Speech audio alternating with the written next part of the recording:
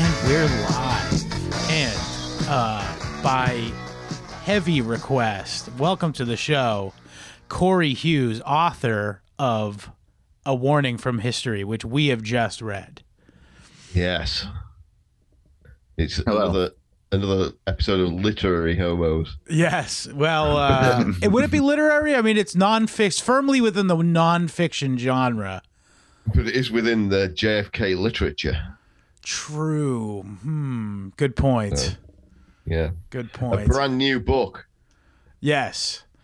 And I would actually say, and please take this in a complimentary fashion, but I would say it's an intermediate JFK assassination book. Definitely not an intro to JFK assassination books. Not at all. I assume people understand the basics, like who's who, where. Like you should know about Clay Shaw, David Ferry, New Orleans, and the basics of New Orleans. Yes, you know. So well, that's kind of. I tell everybody they should watch the JFK film, even though it's like a straight up Israeli propaganda film. Yeah, and they need to watch Arnon Milchan, by the way. Right. The Men Who Killed Kennedy, like the 8-part or 9-part series, because even though that's got some bullshit in it too. Yeah.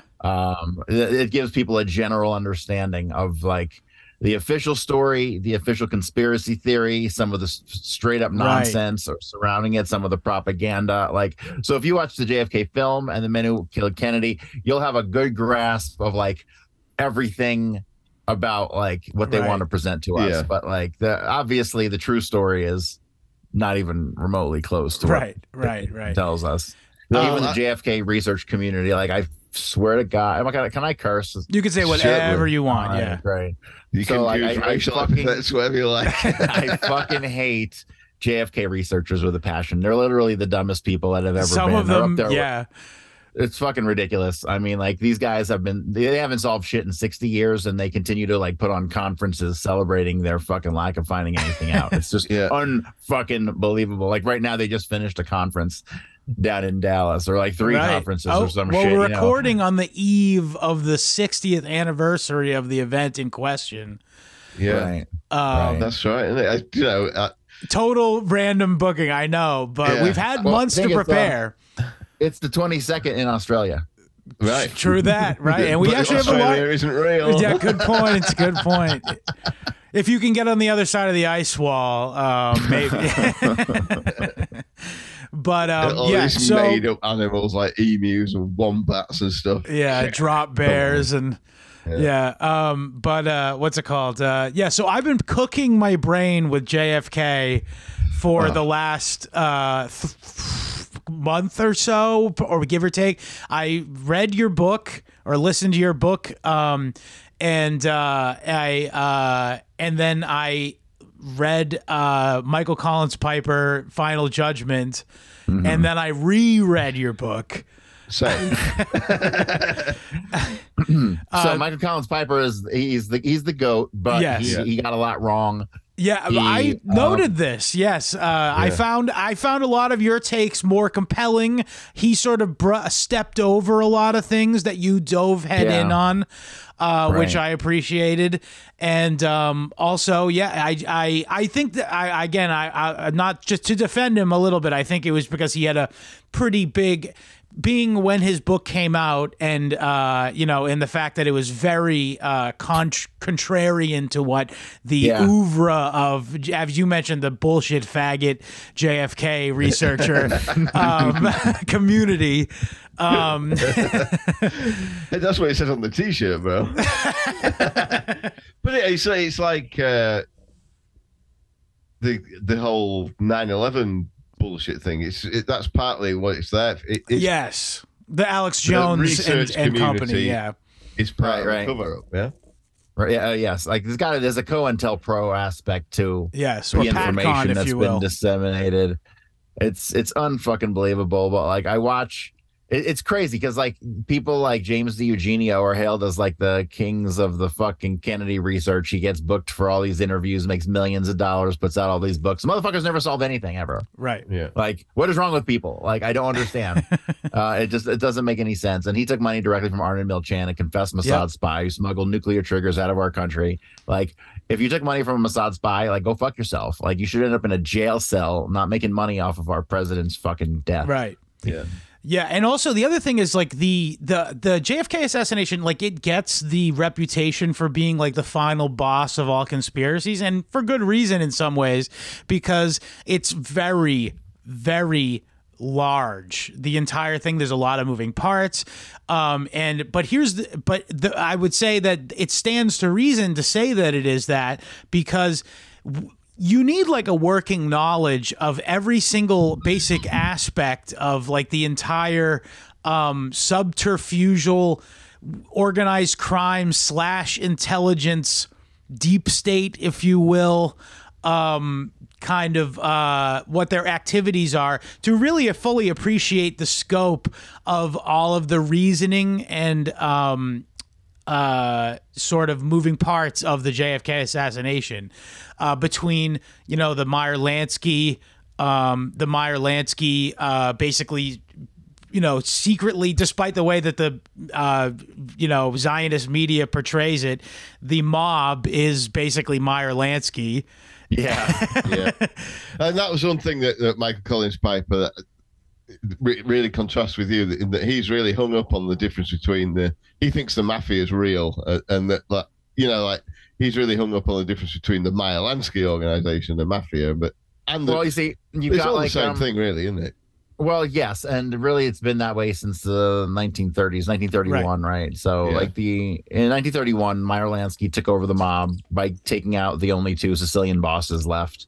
Yeah. You know, the Sicilians when people think Italians ran the mob, what they really mean is Sicilians, right? That's what they're really Right. thinking, not Italians in general, right? Because Meyer-Lansky and Lucky Luciano and all these guys, they were Italians too, but they were Jews. Yeah. And so Jews controlled the mob once Meyer-Lansky took out the competition. You know, like, the guys who took out Joe Masseria and whatnot. I mean, you're looking at like Albert Anastasia, Lepke, Buchalter, right? Like, so these guys are all Jews, right? And then you go out to L.A., you got Mickey Cohen, Bugsy Siegel, more Jews, right? Like, they're all Jews. It's Jews ran the mob, period. I mean, that's just how it goes. Yeah. Now you have, like, they're the ones who got to have a say in which heads of the 5 families took over in New York, right? And so, like, they always put their own people in place, made sure the right people got taken out so that the right other people would get put in place, so they'd be, you know, sympathetic or willing to continue to take orders from the Jewish sect. Also, they provided the indispensable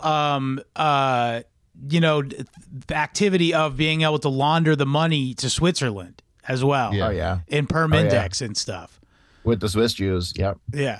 Tibor Rosenbaum and Erwin Hayman, and kind of an ironic name. The bank, and the Bank de Crédit International, and like, I don't go into any of this stuff in my book. Like, this is all, I got this all outlined. My next book is already outlined. I got like 15 chapters outlined for my next book, and it covers all. Looking forward to it. It's all the Jewish aspect of it, and it just keeps getting bigger. I keep thinking of things to add to it, so my chapter list keeps getting bigger. Like, it's going to end up being massive. But yeah, there's so much goddamn evidence that the Jews killed the mob, and I don't even say the Israelis, because it isn't just the Israelis. It is the Israelis primarily. However, they utilize their other Jewish contacts around the world, particularly through the Bank de Crédit International, which connects us to the Jewish agency in Switzerland, and Tibor Rosenbaum and these guys, right? I mean, what clergyman doesn't own a Swiss bank? But the Swiss Jews are seemingly in the background of everything. Like, well, it's a fact that the Swiss Jews were the backers of William the Conqueror. Because the previous king of England had banned usury in the Kingdom of England, and the Swiss Jews backed William the Conqueror and took over and made the state of England as we know it today. God damn it. These Khazarian bastards, like, fuck right off. Seriously. So, but ultimately, you know, what killed Kennedy was it was a multinational conglomerate of Jewish interests, all based around Dimona and Israel, because Kennedy was going to make sure that they were toast. All the way up to David Ben-Gurion. Oh, yeah. So, and so he... For some reason, Ben-Gurion stepped down. Okay, some people say that Kennedy intimidated him, and so he stepped down. I don't think it's anything like that. When Ben-Gurion stepped down, I think because the plan had already been in the works, right? So you have the Battle of Letters, which is in like really April and May of 1963, where Kennedy's demanding access to Dimona, and Ben Gurion is like, go pound sand. And like, Kennedy can't believe it. Like, he's like, who the fuck are these little fucking Jews telling us that we can't even get? Like, they went so far as to like build fake rooms and stuff like that. So inspectors, you know, I mean, like, it's just unfucking believable, the gall of these goddamn parasites. Vindicated by the way, vindicated by the way in the late 80s by Mordecai Vanunu, by the way. Mordecai Vanunu, Right. Yeah, he was kidnapped. Where was he kidnapped from? Was he in South Italy, America, or was he I thought. No, he was in Europe somewhere. That's why it was a big deal, because you can't just go in and kidnap people off a fucking sovereign land, and that's exactly what they did, because they don't have any goddamn respect for anybody except themselves. Speaking of South America, Eichmann, Operation Eichmann was in Brazil, I believe, and they just violated a Brazilian sovereignty to just kidnap this guy out of the middle of the night. It's ridiculous what happened. It's really a shame what happened to the Nazis.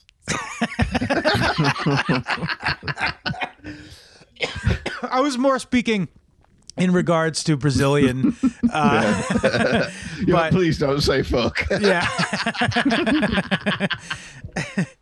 But anyway, so okay, we got to talk about the stuff that you cover in your book, which I mean, as far as I am concerned, is new, fresh takes and new, fresh evidence to be digested by the general public, and it should, by the way, because this is vital information.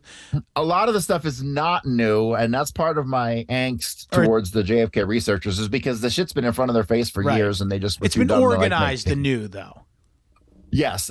So basically, there's so much information out there that has just never come to light. Like, and primarily, I would say the most important thing of all is that David Ferrie was in Dallas, right? So until Kennedy researchers put David Ferrie in Dallas, nothing is ever going to make sense at all, right? And so, because you have a lot of incidents, like you have the incident with Perry Russo, where he's at the party in late September of 1963, and he sees Clay Shaw and David Ferrie and all these guys, a bunch of Cubans, and he allegedly sees Oswald, but it's not Oswald, it's Kerry Thornley. He's got a big old bushy beard and all this stuff, right? So, but that story he tells, he gives pretty explicit detail on what was discussed at that party and how they discussed killing Kennedy and using triangulation of fire and all this stuff, right? But like everything he says, for the most part, gets kind of like chuckled at and thrown out, because it's kind of ridiculous that he would be at a party where all this stuff is being discussed, especially with Oswald, right?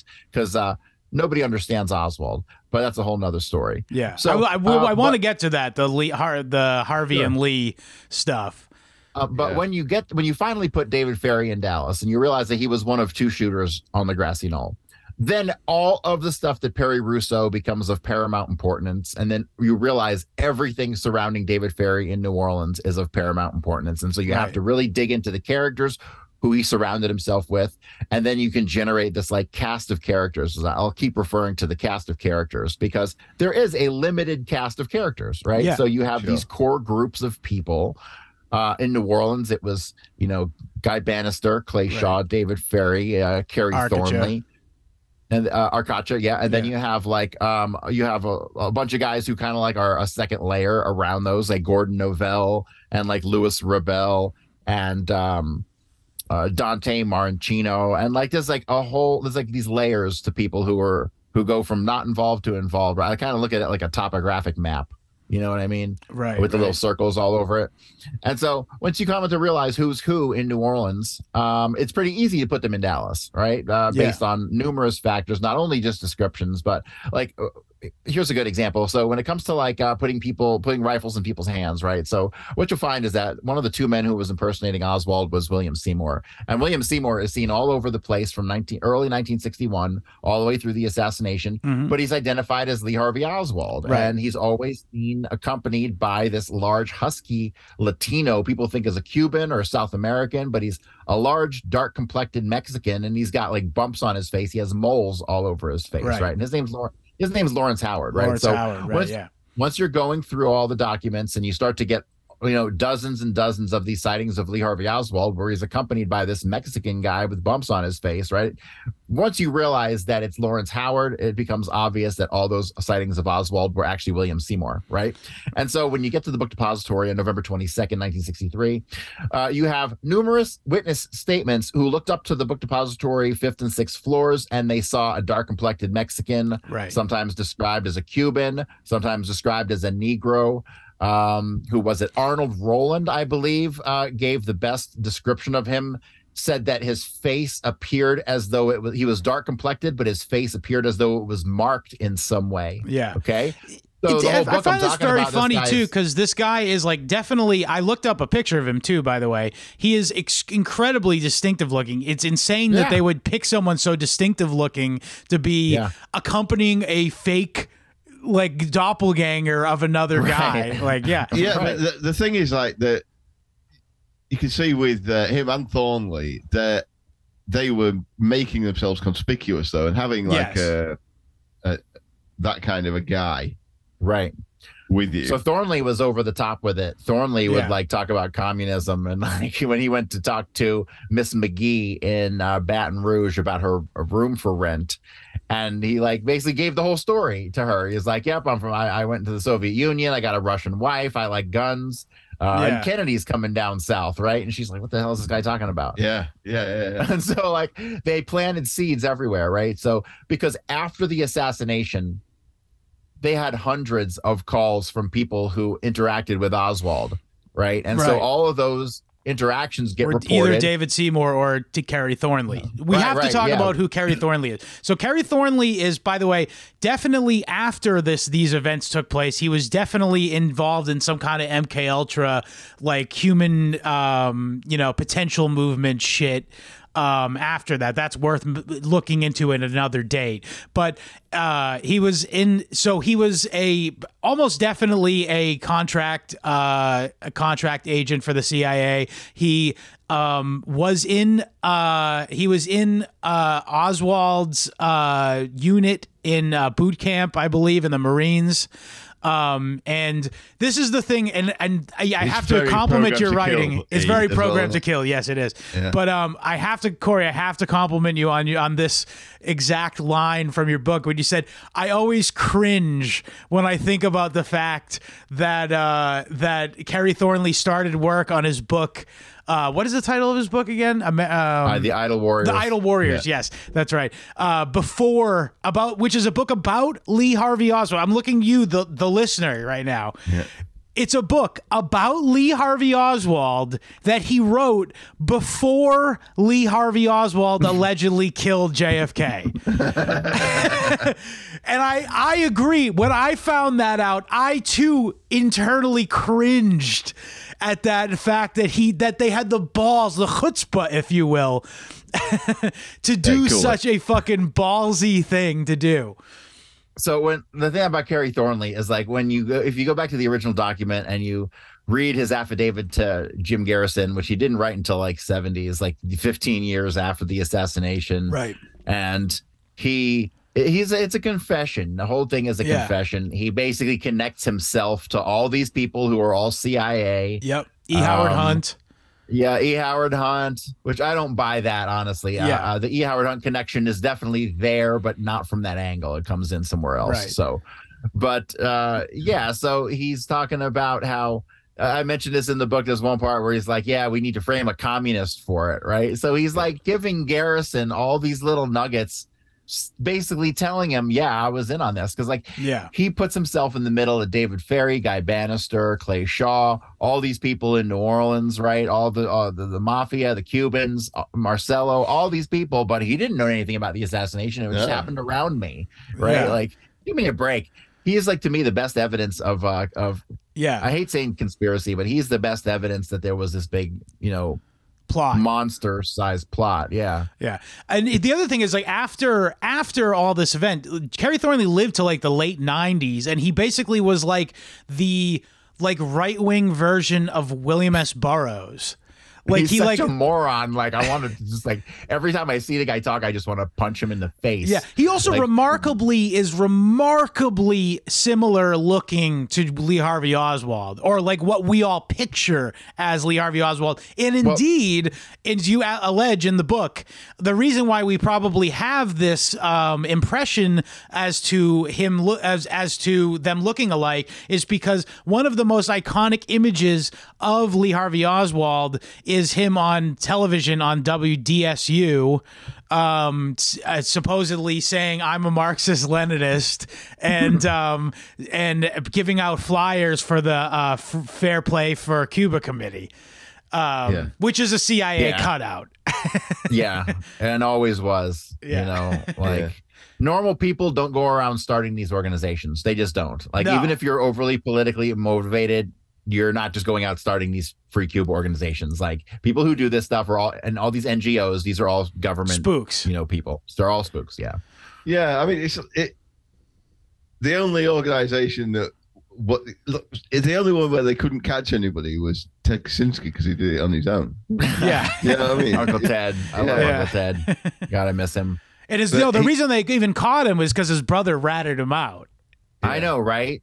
Stab him right in the back. They never would have caught him otherwise. They made well, the bombings would have continued. They might have gotten him eventually because, you know, you make a mistake. You got to nowadays. Uncle like, Ted never would have made a mistake. What are you talking about? Trace of DNA. Like, I mean, they'd have gotten him somehow.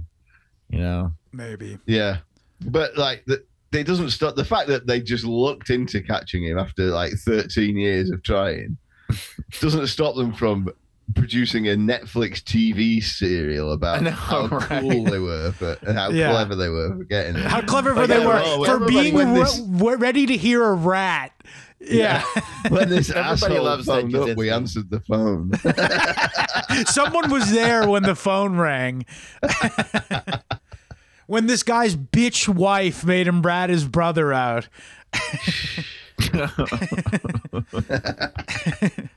Okay, there's so many more things I want to talk about. So, Kerry Thornley, I want to get back to him.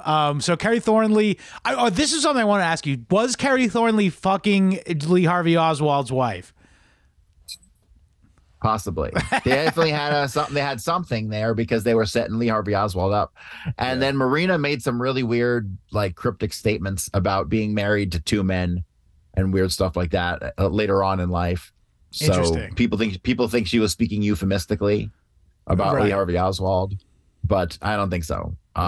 Because Kerry Thornley had to have been he was in on the setup before Oswald even got back from the USSR. So from the USSR, yeah. So Kerry Thornley is back in New Orleans by February of '61, which I think is honestly a little sooner because I think it was him and Lawrence Howard at the Bolton Ford dealer. So he's in there setting Lee Harvey Oswald up, giving Lee Harvey Oswald's name in January of '61. It's almost 3 years before the assassination. You know what I mean? And the guy's in the Soviet Union. Right, but what I think was going on there was I think the additional setup of Lee Harvey Oswald was not because the plot to kill Kennedy I don't think got underway until early '63, like January, February, around that time. Right. But they were setting Oswald up long before that. Yeah, so I think just to have him up their sleeve.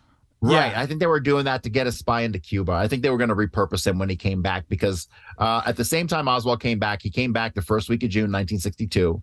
That's the same week that the project AE Balcony came to an end, right? So there was a project going on with the CIA called AE Balcony where they were taking naturalized American citizens who spoke fluent Russian and sending them over to Latvia, Estonia, and Eastern Bloc USSR, countries.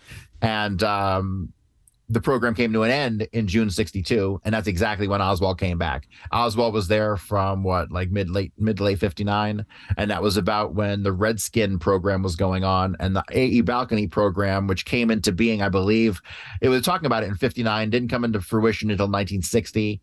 He's still in the Soviet Union then, but then Redskin got reorganized with AE Balcony somehow, but then the entire program shut down in June of '62, and then Oswald comes home. So the thing to point out here is that the program utilized, quote, naturalized American citizens, right? So meaning people who were not born in America, people who were from another country, who spoke fluent Russian, who were naturalized, who were then sent back, right?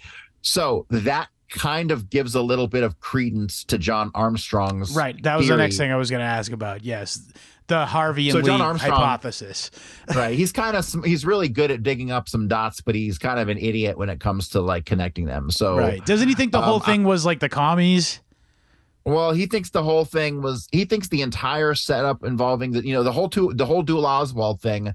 He believes was this Harvey Oswald, right? Well, Lee Oswald was getting set up, or it sounds so stupid. I cringe when it even comes out of my mouth.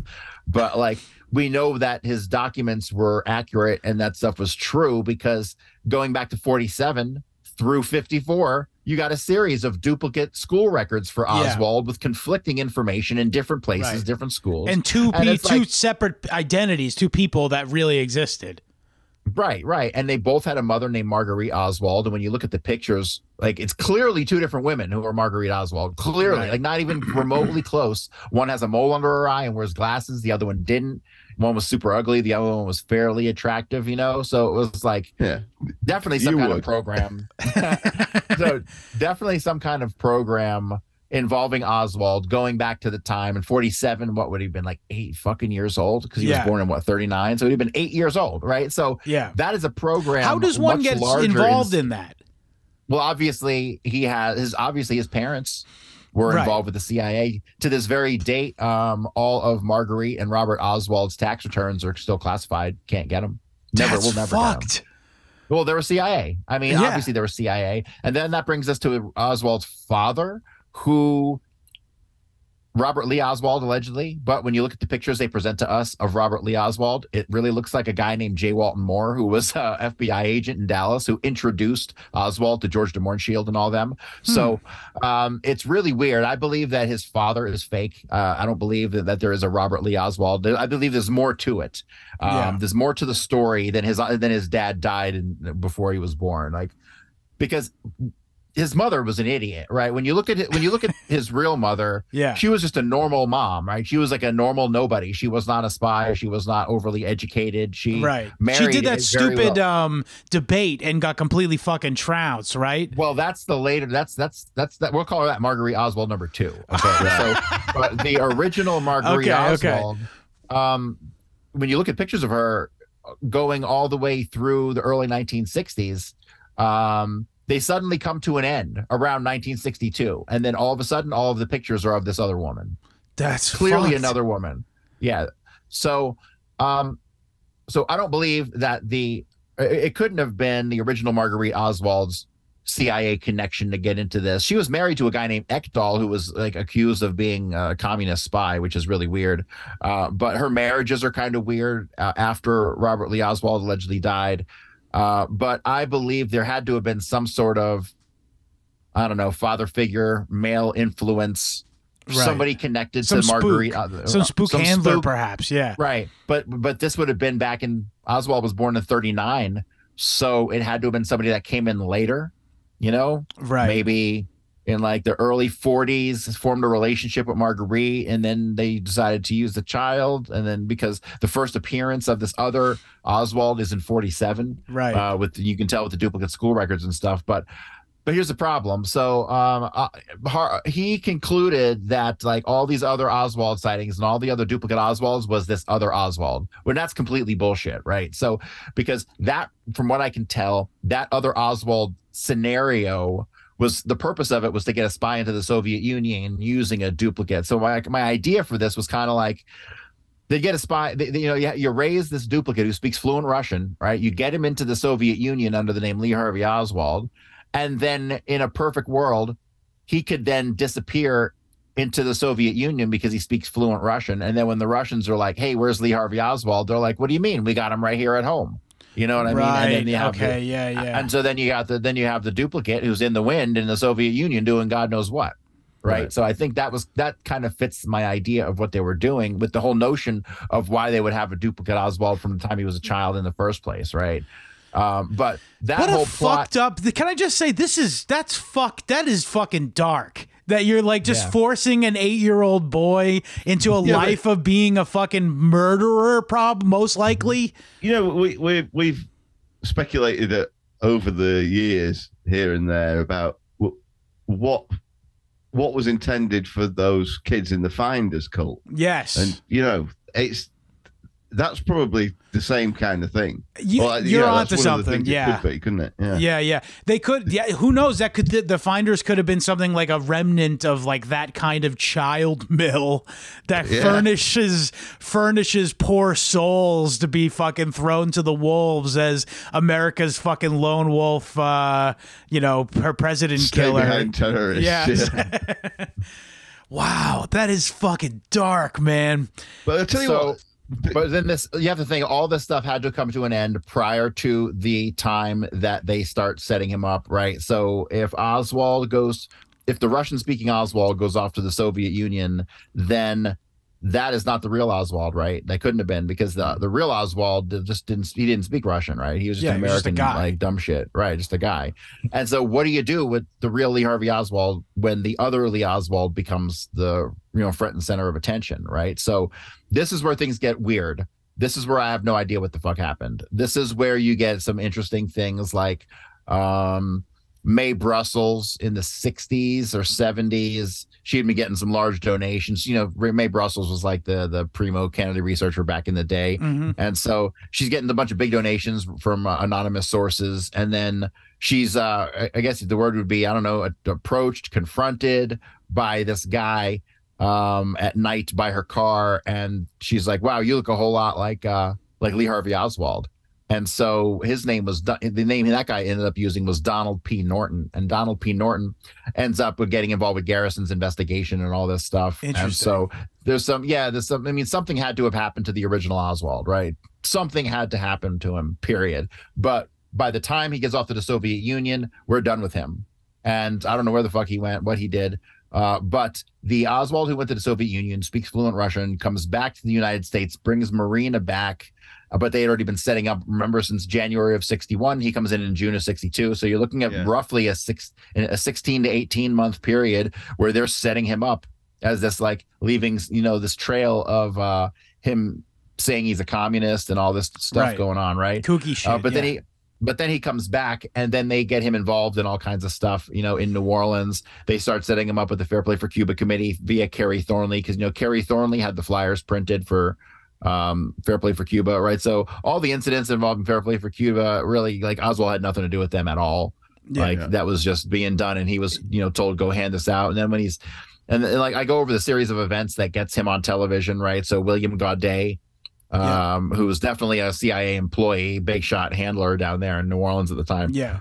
He knows he's admitted, right? Yeah. He admits some things, right? So they always admit some things. They'll never tell you the whole truth. True. But they would be shitty spooks otherwise. Shitty spooks, right? Shitty spooks. Like, you better be lying to me, right? So that's why when I read, like, Kerry Thornley's affidavit, where he, like, is just confessing all this stuff via inference, it's like, what are you doing, bro? Like, you want people to know? You rubbing in people's faces? I think that it has to be it, right? Like, it has to be on some level. They just love the idea of you picking it up and being, wow, you're so clever. Well, this is an aspect of it that sort of struck me while I'm reading this for the last several weeks, various books on this topic. It's really just, it's a massive mask drop.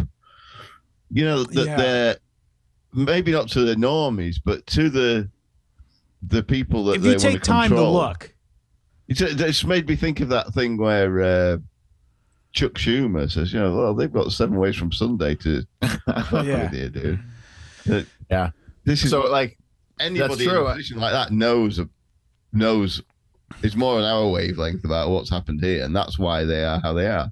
Yeah, and that reminds me of like David Ferrie. So after the assassination, he continued to, like, work with the CIA, and he continued to make flights down to Cuba and flights down to South America. But, like, his roommates would say that he's, like, always broke. Right. Yeah. So he was being manipulated and forced into doing these things. Right. So, or he was really cheap and they thought he was broke because he would just be like, I'm broke. He was busy buying boy pussy. He spent all the money on boy pussy and eyebrow paint. When you go through the Ferry documents, he admits to Raymond Brochiers that they had video of him banging these underage black girls. Right. So, that was what they had on him. I'm sure this. Yeah, so, if he's saying that's what they have, they must have had something much worse. Yeah. Oh yeah. Yes. That's 100%. Like some 6-year-old white kid. Yes. The white boy. Yeah. Especially knowing Alexander Landry, right? He was like the young boy that he was like in love with, and he was like to the point where he's going like, I was on the Bay of Pigs thing, like it's like, what, dude? You're like you're so gay for a fucking 17-year-old that you're like, I'm just gonna tell you I'm a spy, like that's crazy.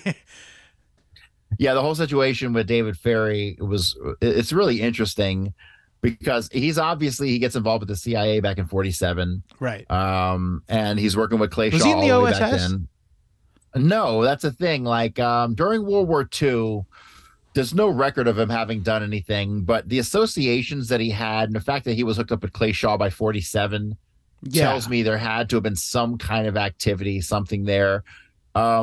After the war, I forget the actual years, I believe in the 50s, they had him, his record, when you pull his record, it shows that he had 4 years of Army reserves, right? But that's bullshit. That's spy shit, yeah. Reserves is what they say you got to do, like a weekend, 2 weekends a month, or 2 weeks a year, or whatever their bullshit is. Like, that's how spies get out of their normal routine. Oh, I got to do my reserve stuff, right? And then they go and do spy stuff, right? So that's how to break that pattern. So anytime I see anybody associated with like military reserves, like Tulsi Gabbard, like, you're fucking CIA, like, shut the fuck up. Yeah. So.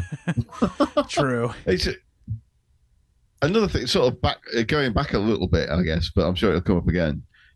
I was sort of pondering, I wonder exactly how they got to. Oh, I guess it wouldn't be too hard, but I wonder how exactly they got to Marina to turn her. Or did they plant her in the Soviet Union in the first place? Well, here's the deal.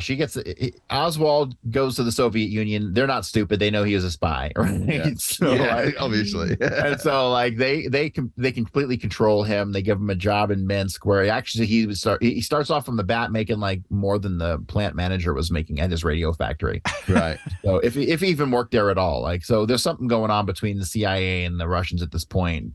I don't understand the relationship. It's weird, but the Cold War had a lot of fake elements to it. Yeah, that fell out of fake elements to it.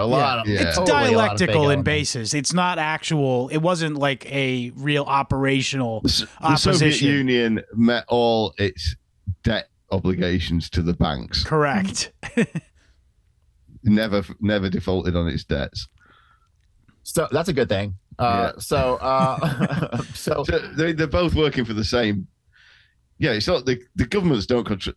The governments are the levers of power. They don't hold the levers of power. Right. So he gets to Russia, and like, they're like, oh yeah. Because here's the thing: he tried to marry some other chick first, like before Marina. There was another girl that he had tried to marry, and she was like, no thanks. And so he ended up getting with Marina within like 2 to 3 weeks, and then they were married like almost right away. Right. So she's a spy too. She's a spy too, right? So they send her back, and the FBI or whoever gets their hooks in her like on day one. They're like, okay, we know you're a spy. Not anymore. Right. Now you're going to participate in this setup, or we're going to send you back, and we're going to make up a bunch of shit, and you're going to end up in the gulag. I like to imagine she's like a dumb bitch, like what's her name in The Sopranos, like Christopher's girlfriend is Adriana, and like they like trick her really easily just by being friends with her. Yeah. She came here and she pretended she didn't speak English. Bullshit. She was fucking fluent in English. Like. Yeah. She forged like Oswald's signature on a bunch of shit and wrote like Hunter a Fascist on the back of the photo with Oswald and the rifle, right? So like all that stuff is faked. It was Kerry Thornley with the backyard photos. They definitely pasted his face over the damn thing, So yeah, the setup. And see, Kerry Thornley stuff definitely coincides with that, right? Like Kerry Thornley being the one who was the one posing for the backyard photographs, because it was him setting him up the whole time, right? Yeah. And then in like I discussed in the book, he even throws his handlers under the bus. He talks about Bud Simcoe and Lieutenant Ballantyne and these other people who like we can't prove exist at all, but he's saying that they're his handlers. Like that fucking guy, like God. He also probably fucked Ayn Rand, right? Oh, I don't know about that. Well, if I he mean, hung out with, here's my understanding. If you hung out with Ayn Rand and you were a young man, you could fuck Ayn Rand. Oh, she was a hoe? Yeah, well, yeah, she had a gay husband and like would just fuck whatever like college student who found fucking Atlas Shrugged. She fucked Alan Greenspan. She did fuck Alan Greenspan. Yeah. She fucked Alan Greenspan. Looking. She probably fucked Walter Block, I'm gonna imagine, as well. That objectivism, just the name objectivism, it's objectively disgusting. Yeah, it's because she's an objectively ugly woman, so she knew. She's like, this is my ideology. Yes, well, messing in my box is better than not messing at all. Objectively. Yeah. Objectively, yeah. Oh shit. Anyway, but yes, that's another fucking whole thing. It's just like, dude, like this guy is too large while being a diminutive physically guy, Kerry Thornley. He is also a larger than life character because wow, what balls on this fucking dude.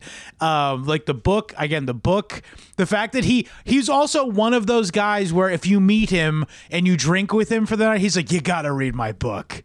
Yeah. And by the way, it's a book about Lee Harvey Oswald before he killed Kennedy. So the thing that's so ridiculous is that he pulls people into his story, right? And so he gets connected to Guy Bannister through his girlfriend. So he's dating this girl or hanging out with this girl named Jessica Luck. And Jessica Luck allegedly introduces him to her professor, whose name is Martin McAuliffe. Martin McAuliffe, definitely CIA spook recruiter, works at LSU. And he allegedly introduces Kerry Thornley to Guy Bannister specifically because he liked his book about Oswald, which is like, it's like, am I being punked? I'm reading this and I'm like, are you fucking kidding me? I'm like, he's getting introduced to Guy Bannister and like Clay Shaw and like all these fucking people because he wrote a book about Oswald like 3 years before the assassination. Like, go fuck yourself. Yeah. Like, yeah. This was going through my mind. He made the connect between two two cabals, if you will, of the op, basically. Well, the hilarious thing is like in his affidavit, he continues on after the assassination and talks about how right after the assassination, he went up and stayed with some people up in Virginia. And then he's like, oh, I know Garrison's going to think I'm the CIA because I went to Virginia. Well, duh. Of course you went to Virginia because you're CIA. Yeah. And then he ends up going out to Los Angeles and he just so happens to get a job as like the doorman at the building that Johnny Roselli lives in. And then Johnny Roselli allegedly invites him up and they start hanging out and talking about the Kennedy assassination and speculating about who could have possibly done it. Like all this shit that he says to Garrison, I'm just like, this is just unfucking believable. And then he goes on like Current Affair or whatever it is in like the 80s. And he's like, I was part of a plot to kill Kennedy, but Oswald beat me to it. I was like, what? You are the most full of shit person that's ever been in the history of mankind. Yeah. And yeah, again, also he was like the right wing William S. Burroughs, so he basically like hung out in like the punk scene of Baltimore, as I understand it. Is that where he's from? And no, he's from New Orleans, but he moved around a lot. I think at the end of his life, he was basically bouncing around Baltimore, and he was like hanging out in like the punk scene, and he would just be like that old guy who would come and drink all the beer and be like, yeah, that have everyone sort of like William S. Burroughs did at the end of his life in like Minneapolis or something. Or See, Kansas. he fucked up because like he had a real opportunity towards the end of his life to like really spill the beans, and so but he kept pushing this ridiculous story about him and like Gary Kirsten, brother-in-law, and like Slim Brooks, and like he just started like pushing these nonsensical stories about about those guys when he should have just spilled the beans. Like he had the full on inside knowledge. Like he knew the deal. He shot JD Tippit. He knew everything. You know what I mean? Right. So like he could have come clean. He didn't. He wanted the attention and he wanted people to think he was involved, but without giving up the goods. But don't you think even if he had come clean, like you've got plenty of compelling evidence. He could have like first-hand accounts that were compelling. and put him out there, but nobody had ever hear of him. He'd probably get suicided. It's like, it doesn't matter. Like this whole Israel-Palestine thing now, they bought all the fake shit that comes out on the news and none of the real shit does. Yeah. And that's just, it doesn't. Yeah. Why isn't the news talking about the cum squad? What's the cum squad? The semen retrieval squad. This is a real thing. Oh, right. Yeah. Because like the Jews are so obsessed with getting their Jewish seed, that their bloodlines. Yeah. So that they literally send like a squad of dedicated IDF troops who go out and use a cattle prod to stimulate the prostate of deceased IDF soldiers to get them to shoot. I swear to God, this is a real thing. I swear to God, white fucking Jews talking about bloodlines makes me just want to go jump up. Unfucking believable. These goddamn imposters. Like the fucking Israelites were black as fuck, okay? So like these white Jews just drive me up a fucking wall. Hell yeah, dude. Okay. The descendants of converts have no claim to any of the land in Israel, okay? None of the land, no land of brown people belongs to the descendant of European converts. Yeah, for sure. White Jews are European converts. End of fucking story. That should be the end of the conversation. Right, but then they'd have to go back and explain how they got the state in the first place, and then they gotta that's a whole nother fucking wooden door to burn. Yes. Yeah. Let's not look through that window. Anyway, so let's get back to more pertinent. Are you making Holocaust jokes? Yes. But what's it called? Right, what's it called? Okay, a couple other people I want to talk about / things I want to talk about. So yeah, we did the Harvey and Lee thing. I wanted to talk about. Please explain to me how you independently came up with the evidence to prove that David Ferry did not go to the ice rink. Okay, so, the best evidence that we didn't go to the ice rink is that Frank J. Chilona, who's the roommate of Thomas Compton, who were both students at the Louisiana State University in Hammond, Louisiana. Okay. So they're at the dorm in Hammond, Louisiana.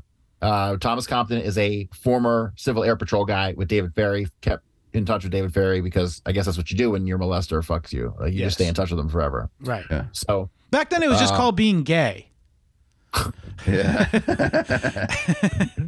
It still is. Well, yeah, true.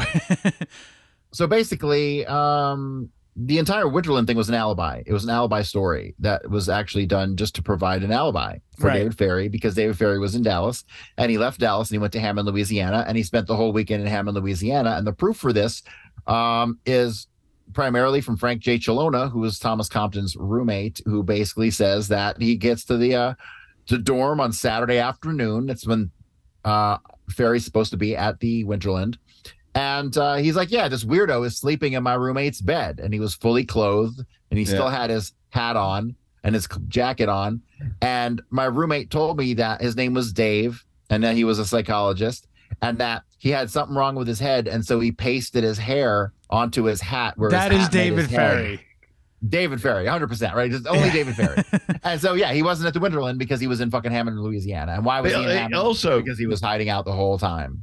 That whole hair snafu makes him easy to impersonate as well, because like anyone can wear a hat with hair glued to it and right. Well, here's the thing, and then Scott and William are gonna go, that's David Ferry.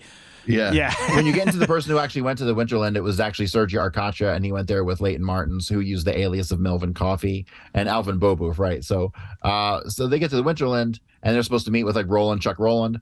Chuck Roland isn't his name. His real name is Roland Chuck Roland. He's a French Canadian, half Korean. And so, but when you look at the descriptions that Chuck Roland gave of Sergio Arcacha or David Ferry, it's clearly Sergio Arcacha. Like, he's 6 foot tall, stocky build. Yeah. And he was wearing a red toupee. David Ferry didn't have a red toupee, right? So like the real kicker for me was the same person is seen at the Gulf Station in Port Arthur on the 24th, around the time that Jack Ruby shoots Oswald. And he's seen wearing a cowboy hat. And so the only person in this cast of characters that wears a cowboy hat is Sergio Arcacha. Right. And there's a well-known photo of him wearing a cowboy hat. So, right, so it's little dots. It's little pieces like this. Yeah. Little puzzle the pieces. only photo I've seen of him, he's wearing that cowboy hat. Right. So that is the most popular one. So yeah, to me it was obvious it was Sergio Cacha, and also then you have the relationship with him and Leighton Martins, right? So they knew each other for at least 2 years, going back to all the Friends of Democratic Cuba stuff and the Frente Revolutionary Democratico and all the jeeps and all the trucks and the break-in at the Homa bunker, right? So you have a solid relationship between them, right? So it's not like you have to worry about him stepping into a situation where he doesn't know these people and they're going to rat on anything, right? So, and David Ferry been fucking both of these guys. I call them kids, but they were like, one was 18, one was 19, right? But he'd been fucking them for years. Yeah. So, but yeah, Alvin Bobouf just died this year. Like, really disappointing. I found out he was alive last year, and no one ever talked to him. He never confessed. He never admitted anything. William Seymour is still alive in Houston. He's 86 years old, and I don't have the balls to talk to him. It's not my thing. I don't go reaching out to fucking weirdos. So yeah. If I knew somebody who would go reach out to him, that'd be great. But yep, he's still alive. He knows everything that happened in the book depository because he was working there as Oswald. Oswald never stepped foot in the goddamn building. I don't care what anyone says. Yeah. There's no evidence Oswald ever stepped foot in that building, right? And you have like all these, you have 6 weeks worth of time cards with perfect attendance when I can say that there was at least a dozen incidents of Oswald being elsewhere. Yeah. The real air quotes. Well, who the fuck not? Yeah. Probably not even the real one. Yeah. One of them, right? So there's really just 3 Oswalds. Ultimately, you have Oswald, and you have Kerry Thornley's Oswald, and William Seymour's Oswald, right? So that's how I kind of approach this. You got 3 Oswalds at least, right? And then you have like other ones like Larry Crawford used the name Lee Oswald at the Texas Employment Commission when he met with Laura Cottrell trying to get a job. But the idiot tells her about his life story, and he tells him about his life story, Larry Crawford's life story, having been associated with the Teamsters and having been working as a carny and traveling and all that stuff. Like, he gives this as his backstory, but then he gives the name Lee Harvey Oswald. So why they were trying to set him up, especially at the Texas Employment Commission, I really don't know. That was a very important date, October 4th, because October 4th, Oswald is also being seen in Alice, Texas, right? So Kerry Thornley is the one who went to Mexico City, not Oswald. So Kerry Thornley just about to bring up the Mexico City thing. So our proof on that is that Oswald, not William Seymour and not Kerry Thornley, Oswald was making out a change of address form, and also was registering a P.O. box form back in Louisiana, correct? Right. So there's no way he could have been on a bus going to Mexico City. However, Kerry Thornley just happens to have anecdotes from being in Mexico from that exact time frame. Is that correct? Right. So Kerry Thornley goes to Mexico City. And so here's the thing. People are like, well, what's your proof that Kerry Thornley went to Mexico City? And it's like, people don't understand proof, right? They don't understand evidence. They don't understand how evidence works. And they don't understand that some evidence is dependent upon other evidence, right? So sometimes like when I put David Ferry up on the grassy knoll and then Tippit shooting, it's like you have to look at a long series of events. And each one of these series of events paints a picture, and the totality of the picture painted is the evidence. You know what I mean? So it's the same thing with Mexico City. So he goes to Mexico City, and how do I know it's him? Because Oswald is checked in at the YMCA on October 3rd, and he stayed at the Payne's house on October 4th. And but on these dates, you have somebody with a woman who's pregnant with a child traveling from all the way from Brownsville at the border all the way up through Alice, Texas, on their way back to Dallas, right? So that's when I realized that it was Kerry Thornley, and because Oswald was checked in at the YMCA, and his wife most certainly was with Kerry Thornley at this time. And so then I set out on a mission to find evidence that Kerry Thornley had a relationship with Marina of some form. When I say relationship, I mean just they knew each other, worked together as spies or whatever. Yeah. And then I found it, right? So then a letter was sent to Jim Garrison where this guy, the owner of Wegmans restaurant or grocery store, had an employee, Miss Myrtle Lasavi, I believe her name was, and she actually had seen all of them together over at the Oswald place, and that she had seen Thornley around Marina so often that she wasn't sure which one was married to her. And so that was what I was looking for. But didn't she also say she saw the 3 of them together as well? Yeah. As like a trio. Together.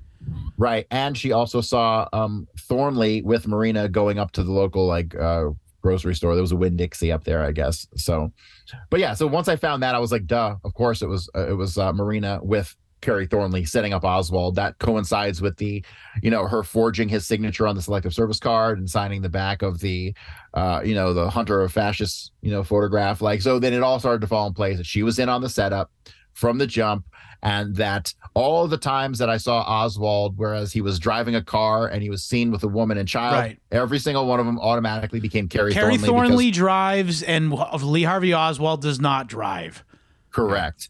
Right. And then you get into some other weird incidents like Oswald, about a month before the assassination, allegedly goes with the Lincoln Continental dealer, and he talks to him about buying a car, and he goes out and takes it on a test drive and goes out and does 80 miles an hour up the highway. And then when he gets back, he tells the guy, I'll be back in a month. I'm coming into a large sum of money. Right. Like that was William Seymour. And that I link to William Seymour just by his demeanor, his behavior, because he was a little more arrogant and cocky, but he wasn't so much of a dick as Kerry Thornley was. Kerry Thornley, Kerry Thornley was rough. He, didn't shave very often. He smelled bad. The goddamn guy was a hippie, right? So after a while, you can kind of read through a scenario of Oswald and be like, okay, I know who this was because of the demeanor, or the guy smelled like shit, or whatever it was, how he treated people. Because the Oswald that we know as Oswald was a nice guy. In general, he, so when you have Marina saying that he drank and beat her and stuff, that's total bullshit, total nonsense. Never happened, was never his personality. The guy was clean shaven every day. He got a haircut twice a week. The dude was probably gay. You know what I mean? But well, spies often are. They recruit these guys because they're easy to manipulate and blackmail if they have to. Another thing I wanted to ask you these days, can you? I think you can, because they're all pedophiles. They're gonna be like, hey, I got a picture of you kissing a girl. We're gonna out you as straight. Yeah. Okay. So Oswald, or one of the Oswalds, Oswald. He was placed at the movie theater when he was arrested finally, and he allegedly met with a pregnant woman inside the theater. What do you think that meeting was about? Do you agree with Michael Collins Piper that he had been roped into a potential fake assassination assassination of Governor Walker nonsense. Or whatever? He didn't know nothing, zip. And it was the Walker shooting was done by William Seymour and Lawrence Howard. Right. Setting. And at the time, I don't even know that it was meant to set up Oswald, because they didn't even use the Carcano. When you dig into the bullet they extracted ended up being unable to be linked to the Carcano. So and those guys, they had in their possession a bunch of Mausers and the Johnson. So who the hell knows? It was really sloppy, and the Dallas police were in on everything. So they just kind of covered up evidence and all that stuff. The 2 or 3 shells that were found underneath the window. I can't find evidence of a third shell. Right? They said it was 3 shots. Do you have any surmise whatsoever as to what he was meeting the pregnant woman in the theater for? So a pregnant woman was seen that week at Ruth Payne's house, unidentified. She's the 3rd pregnant woman in the story. I don't know who she is. Obviously, she's a handler. I believe that Oswald was in Fort Worth at the Payne residence all morning until he took a cab to the theater, where he gets there between 1 o'clock and 1:06. And then he enters the theater. Pays for a ticket, notably. Pays for the ticket, right? Goes in, he sits by Jack Davis, then he gets up, moves around 2 or 3 times, and he ends up sitting next to the pregnant lady. So we obviously didn't know her. But obviously she told him, you need to sit here and watch the rest of the movie. Yeah. Because that's what he does. And he sat there. He also went to go get popcorn, right? At that point. Right. They leave. They go back to the lobby after he talks to her, and she leaves. And then he goes and buys popcorn. And so then he sits there at 1:15 p.m. all the way till they come in at 1:45 or something like that. So over a half an hour, that's what did it for me. Eating popcorn. That's what did it for me to debunk the Michael Collins Piper. He was in on another fake assassination kind of thing. Because if he was, there's no fucking way you can tell me that he was cool, I'll just grab some popcorn. There's just no fucking way. Michael Collins Piper was the first person to point out the name of Sam Bloom and the Jewish interests in Dallas. That is what that was his gift to us. And once you understand that, you can take it and run with it. He never really put together the pieces on who was on the knoll. No, he never put together a lot of pieces. Yeah, well, I think his book's really more of a big picture thing, whereas it leaves you wondering a lot about the nitty gritty, which is. Your book really fills that. Your book is the nitty gritty. Yes. Yeah. That's exactly what I tried to do. I tried to fill in specifically what did people see at the book depository? Yes. And so when I went through every statement, I put all in those 3 chapters, 7, 8, and 9, covering the escape and all that stuff. I put a lot of attention to detail. That was the best part for me reading it. Yeah. It was unbelievable because when you actually look into all the witness statements, it's pretty obvious that there were people in the book depository who were on the 6th floor who fired shots. and that they fled out the back. It was Seymour Richard Randolph Carr and numerous other people, Velma and whatnot. Yeah. Right. And it's all there. It's all there. It's also just like fucking insane that they expect you to swallow the idea. Because we all know, I mean, if you look at any of the accounts of these people who are in the book depository, obviously they cut the fucking power to the elevators, at least, if not the whole building. Yeah. How do you explain that Lee Harvey Oswald did that and was able to turn it all back on again and leave and all this other fucking shit? It's just absolutely, he'd have to be not just a magic bullet, he'd have to be a magic being to do all these things. It's really frustrating that, you know, Velma saw the assassins escaping out of the back of the book depository, but Scooby and Shaggy were looking the other way at the time. Scooby and Shaggy were blasted out of their minds on Reefer Man. Yeah. Ruh-roh, the resident's rent just ropped off. Oh, man. But the book depository is, I think, is very key. It's very central because obviously it's a CIA front. Like the CIA doesn't trust any Joe Schmo to publish textbooks because that's where the indoctrination starts. It's so true. I mean, literally Epstein or fucking Ghislaine Maxwell was the person who did it when I was going to high school. When I was in high school, that was who the books I was reading was the fucking Maxwell family. Again, besides. Right. So, but you have like all these publishers, Macmillan Company, you have Scott Forsman, you got Southwest Publishing. These are all CIA front companies, or CIA, or they're CIA contractors, I should say. But all the CIA contractors have former CIA employees running them. Yeah. I mean, it's Mockingbird.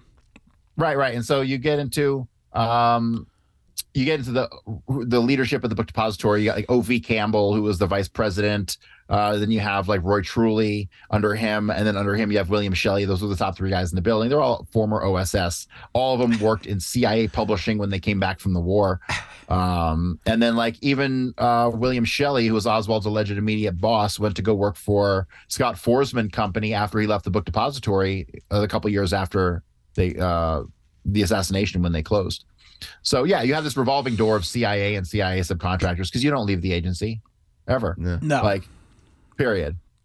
So I had an uncle who was an uncle by marriage. He married my aunt, and he was like 20 years older than her. His name was Paul Gale, and he was a founding member of the OSS and the CIA. No shit. And he died. Yeah, I didn't really get to know him. I mean, he died when I was 6. But I remember meeting the guy. There's almost nothing about him online. I can't find a damn thing about him, like a paragraph here, a paragraph there. But I know that he was the head of the CIA station in Iran during the time of the Shah. No shit. So that's a bad guy.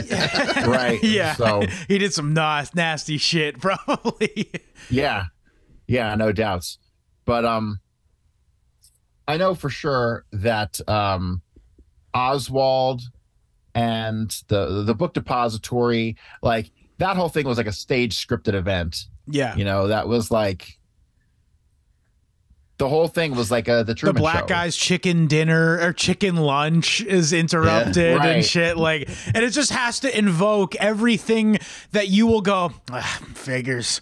Well, the day of the assassination. Yeah. The day of the assassination, when you go back and you look at all the footage, see, that's like one of the best things to do is look at the footage of the day of, right? Because they don't know what to censor and what not to. So it all kind of comes out one way, shape, or form. Like 9/11 is some really good stuff that came out that day, you know, but Kennedy's came all kinds of good stuff. Oklahoma City bombing. Oklahoma City, yep. They talk about the other bombs in the building and all that stuff.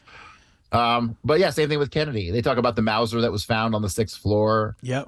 They talk about all kinds of stuff, right? And so, but the first narrative they pushed was that the shots came from the 5th floor and that the chicken bones were because the shooter had been set up there for a while waiting for Kennedy, right? And so that was the initial stuff they pushed. But it's really hilarious to go back and you like look at that. Like, okay, what are we gonna do with these this chicken bone like narrative artifact? Well, who eats chicken? Okay. the third shell casing was in reality a watermelon pit. Yeah. But the book depository I thought was very central to everything because sure. I mean I would think. That is supposedly where it happened, all went down. Right, right. But you had a shot from the Daltex. You had shots from the Pergola area. You had the Knoll shooter. I mean, people. I mean, we tend to like the circles we move in. I mean, I'm maybe a little bit too cynical and watchful about this, but I would say it's fair to say that in our circles, a lot of us get like fooled into thinking that because we only talk to people like us, that people are waking up, man, and all that. And I don't.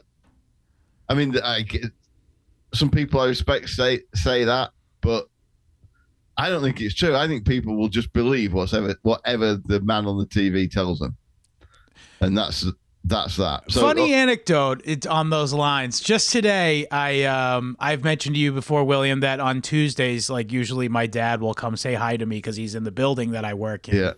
On Tuesdays. And this morning he came in and he goes, "Hey, what's up?" And I go, "I'm like 1,300 pages into JFK right now, JFK assassination right now." And he goes, "Oh, really? Who did it?" And I said, "Well, Mossad, the CIA, and to a lesser extent, the mafia.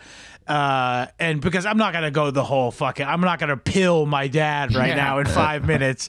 And he just goes, "Who gives a shit anyway?" And I'm just like, I mean, there's something to that though, because like, what? I don't know how does this translate into us knowing about it? How does it translate into? I mean, don't get me wrong. Well, I did explain to him, and people shouldn't know about it. He clammed up at this next thing I said, which is, he goes, "What does it matter anyway?" And I go, "I don't know. I mean, one of the people who killed the president is trying to get us to get into a war right now and send all our poor young men into the fucking meat grinder for them. So yeah, I think it's a little bit pertinent." And he's just because it shows like the level of what we swallowed, how far our government will do. Yeah. How far our government will go. I think well, I mean, yeah, but it's like it's the government. The real lesson of the JFK assassination to me is that it makes Kennedy look like a better guy than he really was, for one thing. Yeah, but he 100%. did have some sort of quaint idea that the president was supposed to be in charge of the executive branch. Yeah, Nixon too had the same quaint idea. Yeah, exactly. Yeah. Well, Nixon. Watergate was a coup against Nixon. Yes, straight up, 100%, straight up. By them, of course. It's always same fucking entities. Yeah. But so he had that quaint idea, and look what happened to him. And it also happens. You look at the people go, "Oh, these DAs who don't prosecute Watson are basically enforcing anarcho tyranny." Blah blah. Well, why are they all like that? Well, yeah, I'm sure they're paid by shadowy figures and all that. But look what happens to the ones who don't. Anybody in any public office who tries to act sort of decently in accordance with what we all supposed to think the norms are. Their heads explode in Dallas. Yeah, look, Jim Garrison, the Teriyiki, all these guys who actually try and do their job right. If it turns out that what they're looking into what's his name? Fucking the CIA guy who fucking went kayaking and died. Yeah. Colby, William Colby. Yeah.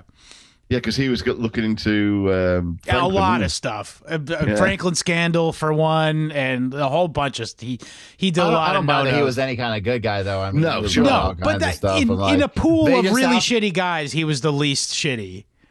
But the CIA reminds me of that movie. What was that movie? Was it Jumper?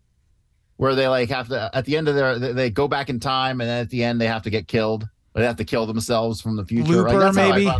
Looper, yeah, one of those. Yeah. I think it's like that's how the CIA is. At the end of your tenure, you're gone. You're done. Like they're gonna whack you. Like Do you think they killed George W. Bush Sr.? That guy was 90 something. I mean, did they have to? That's what I mean. I think they let him go. Flick him or something. Yeah. No, they just like that in front of his face. When I look back at Kennedy, like they killed everybody. I mean, they killed Shaw. They killed Clay Shaw. They killed David Ferry.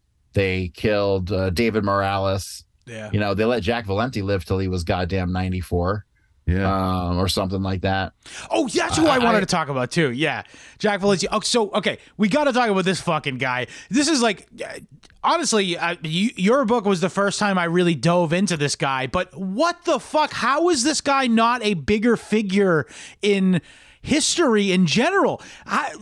He arranged for a gay murderer to privately photograph LBJ in his home, and then instead of that ruining his career, it actually got him a fucking promotion.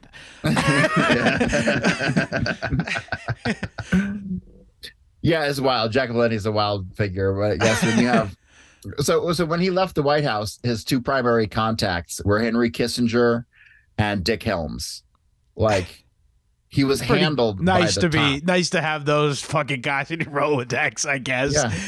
Yeah. Those were his two handlers once he left the White House and went to he never even went to Hollywood. You'd think that he would fake it and go to Hollywood, but no, he stayed in DC and ran Hollywood. And ran Hollywood, yeah. Didn't even try to pretend that the fucking Washington didn't control. Like, the CIA controls Hollywood. Jack Valenti is the ultimate proof of that. It's interesting as well that, you know, that people in, I guess, like, people who would show an interest in it in, let's say, Russia, for instance, now, could see all this, and it's just like if you're not seeing it through a lens, if you've got any interest in it and you're not looking at it through a lens of controlled media or controlled by this side of the Iron Curtain, as was media, then you're going to see it's going to be blatantly obvious what's going on. And you can say, I mean, I've been saying for years that the Soviets were right about the fact that degeneracy was going to be the end of the West. And it's what Khrushchev said about the West is happening now.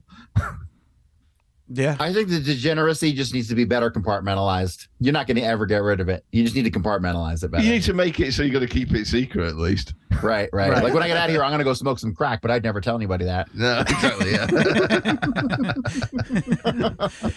But yeah, so Jack Valenti. I hear it's Moorish. Was he the one who took the shot from the Daltex building? No, he took the shot from the knoll. The knoll, right? Okay, that's right. Yep. But okay, so Jack Valenti was So his father was a mobster initially, right? Right. His dad was a big time mobster. His history was heavily covered up. But when you dig into like the codes associated with Jack Valenti's various files in the FBI, you uncover that like he had been investigated for all kinds of stuff, treason, like, you know, faking citizenship. Right. Racketeering, you name it, you know. So and so he became like a wunderkind kind of it was bullshit. It was hokum. It was a no-show job that he had through the mob, a mob connected oil company, if I'm not mistaken, and it was in like the most bullshit. It was like he was doing promo for oil, something everyone literally uses constantly.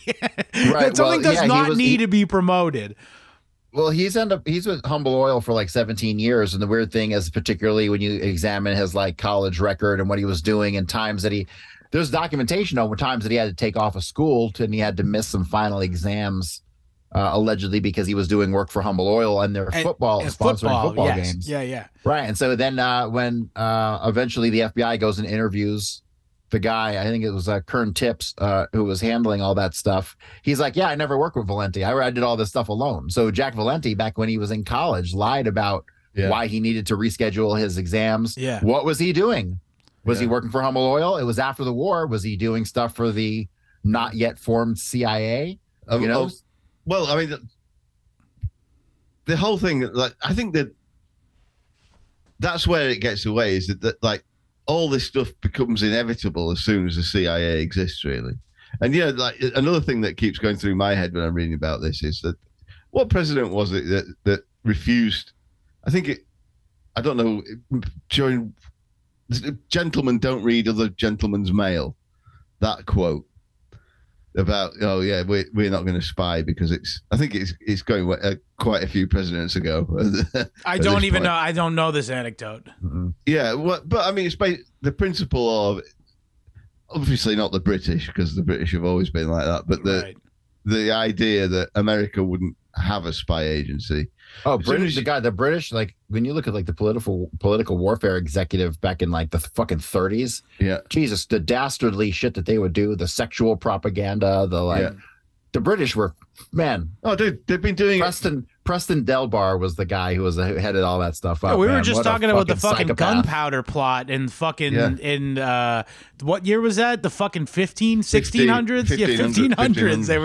They were doing gay ops. Yeah. So it's weird because like you have like modern intelligence. Really, the Russians had the first kind of modern propaganda and intelligence kind of service, right? But like we didn't and then the British had their own, but the world really didn't have like a consistent, organized system of security around these intelligence agencies till 1947. When like all of them launched at once because of Galen and all that stuff, right? So, but it's kind of wild when I look into like intelligence before this reorganization in 47, because it's not very organized. A lot of it's not very good. There's conflicting propaganda from different parts of the government, right? So there's never like a cohesive, at least in America, there's never like a cohesive propaganda. Until Cecil Rhodes, that whole org sort of leached over into America. And so like when I look at like World War One, to me, World War One propaganda, I think is great. I mean, they were talking about Germans had gas chambers back in World War One and had like schematics and all that stuff, but like nobody ever talks about that propaganda, right? Yeah, it kind of blows. Kind of gives up the game. You done a show on the Holocaust yet? Yes, we did. We had Ryan Dawson on to talk about when he put out his like 9-hour documentary series on it. Yeah, Ryan's a good friend of mine. But like the Holocaust is complete bullshit. Like I've made documentaries on that before. One of these days I'm going to write a book on it. But yeah, the Holocaust is like the biggest crock of shit that's ever been. You goddamn lucky if 300,000 to 400,000 Jews got killed. It's really unbelievable. What's it called? Yeah, well, what's it called? It's just it's the founding myth of the fucking state of Israel. It's just like a bunch of fucking what do you call it? Atrocity propaganda to justify atrocity. Yeah. Yeah, it's 40 beheaded babies, isn't it? Exactly. Yeah. The entire purpose of World War I and World War II was about Israel. I mean, World War I and World War II were all about Israel. Like they had to destroy the Ottoman Empire to pave the way for the rise of Israel. Biblical prophecy shit. Like that's all it is. Anglo-Israelism. And make no mistake about it. Like Hitler was fighting a Zionist war. So, this is kind of how I see the world. Yeah. The war against the Zionists has already happened. Okay. It was called World War II and we fucking lost. All right. Yeah. So that's number one. The might of the German army couldn't beat these fucking people. We're fucked. Okay. So, and then you go to Kennedy when they killed Kennedy and took over America. Right. And so then that's how the Zionists took over the rest of the world. So like, we want to talk about black pilled, motherfucker. The Titanic got sunk in 1945, right? So like, we're toast. We're done. Like, there's no fighting this unless we're gonna have. Funny you mentioned the Titanic too, because the Titanic was kind of a vital part of the entire operation, being that the opposition to the Fed all went down with the fucking the Titanic, and then it wasn't even the Titanic, was it? That's a whole nother possible fucking But I'm agnostic about that. Had a bent prop shaft or something, wasn't it? Yeah, that story is very convincing. Like the evidence is pretty convincing on that. Yeah, I don't believe anything. Like the next thing you know, they're gonna tell me the sky isn't blue, and I'll be like, I knew it. But what I was saying though, that the CIA was kind of thrust upon. What they call him? Truman. Yeah. Because like it was going to exist anyway, and what I think is that he just thought, well, these OSS guys, the banks and the what do you call it, Rockefellers and whatnot are going to fund it and operate it. Well, whether it's part of the best chance we've got of trying to control it is to bring it into the government. That was a mistake. Yes. Yeah. But because I think primarily because it gives I think I agree with you on that. The biggest mistake was incorporating into the government, because if they're gonna do that shit, they're gonna do that shit. That's ship sailed. But the fact that they now have the rubber stamp of the government of the United States of America now gives libtards license to be like, I fucking love the CIA because they don't like Trump. You know what I mean? Like that gives like libtards now like this like fake reason to like the literal most evil fucking golems ever. Late stage Operation Mockingbird, where they actually have regular correspondence on they don't cable have news to control the fucking journalists anymore. CIA guy. Yeah. They literally just have James Clapper on the fucking CNN now. What's it called? I was going to say Neil Brennan, but that other Brennan guy who's not John Brennan. Yeah. Anyway, Cory, thank you so much for coming to the show. The book is called A Warning from History. And hopefully he doesn't listen to this, but I bought it for my father-in-law for Christmas. Yeah. It's available on Amazon and probably wherever you find your finer literature. Is there anything else you'd like to promote? I see your Zoom name is buymeacoffee.com/JFK book. Yeah, so my notes are available. If you're into JFK and you want my notes, you can buy my notes. It comes with a copy of the ebook. Which has all the built-in links and stuff. The ebook rocks. By the way, the links are built in. Sorry to interrupt you, but the links are built into the text. You just press with your fucking finger or mouse cursor and go straight to the source material. I love it. It's great.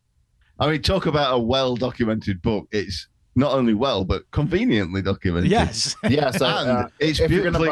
It's the nicest looking, best laid out ebook I've ever seen. Bar none. Go ahead. Sorry, Cory. See, I found like a dozen like formatting problems with it, but nobody else will. I'll notice, I'm sure. But yeah, so if you're gonna buy the ebook, go to buymeacoffee.com/JFK book because you can get access to my private chat. I have a private chat room that we do research stuff in. Nice. And that's pretty cool. And what else is there? Oh, yeah, you can get my notes. My notes are 650 pages. It's the totality of my research. Took me 5 fucking years to assemble it, and it's got all the material for at least my next 2 books in there also. So you can buy those notes as well at buymeacoffee.com/JFK book.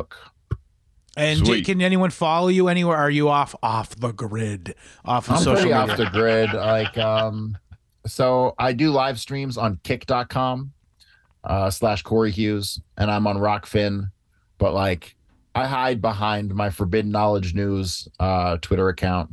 So I don't have like my personal social media. I just keep getting fucking banned, and I'm over it. Yeah. I even set up a goddamn gaming channel fucking one. Like, so that shit got banned. Wow. Like I get banned everywhere I fucking go. That's nobody likes me talking about the goddamn Jews. So that's what it comes They don't down like to. that. They don't like that. Do you think I could sell my Finder's notes? Yeah. I have 6 pages of Finder's notes. Well, we're still working. I'm still waiting, by the way, for anyone to send in a song parody for the contest. That is still the prize. Is my original Finder's notes. There's if people are interested, I've got like some limited edition. Like I made some fancy art prints of my cover. Nice. That you can get. I only made 100 of them. You can buy one of those. I got autographed books and stuff. So. Right. Yeah, sweet. That's stuff. Yeah, that's go stuff you gotta, support like, Cory. He's the fucking man, and I can't wait for his next book. And I can't wait to hear about that fucking ritual, which we're not even going to talk about tonight. Actually, do you want to talk about that real quick? What's the deal with that fucking ritual? It was Jews. I know, but what is the ritual about? It's supposed to be Haman, right? It's like they're killing Haman, and it's fucking what's his name? Xerxes. It's a symbolic Purim festival. Right. I thought so. So everybody needs to read the Book of Esther. We did an episode on it not too long ago. That was our last Bible episode that we did. Yeah. That is the driving force of what's going on in the world. And so I don't know if you remember, but when Obama was in office, Netanyahu gave him a copy of the Book of Esther. That was a threat. Right. Don't be Haman. Don't. Yeah. Yeah. Right. Haman's gonna hame. Anyway, www. My podcast, Cory Hughes Bloody History. I go into the notes, like detailed fucking, like I have 10 parts on Carrie Thornley. So like it's wild. I go deep. I'm gonna have to go take a peek at that. Yeah. And for us, www.historyhomos.com, or find us wherever you find podcasts. We're also on Odyssey is somehow still up. I don't know, but we're on bought. Oh, they did. Okay, so good for Odyssey. That's great. Also, we're on BlackRock. Yeah, maybe Schwartzstein, I think you mean to say. But what's it called? So yes, we're also on BitChute, Odyssey, and Rumble, and we're also most importantly www.rokfin.com, rockfin.com/historyhomos, and you can get access to all of our episodes, our normal episodes there. And if you're so kind, you can also subscribe to there, and you get a once weekly bonus episode every Thursday. It's very funny. I'm making an impassioned plea for you to come subscribe to the show and enjoy our ramblings each week. We round up the week with humorous observations and also various other conspiracy things that we like to talk about. And also come visit us on Telegram, t.me/historyhomos, t.me/historyhomos chat for the chat, and follow us across social media at historyhomospod. Die with dignity. William, is there anything else you'd like to say before we get out of here? America has fallen. Alert. It's over. It's so over. It's so over. Later, homos.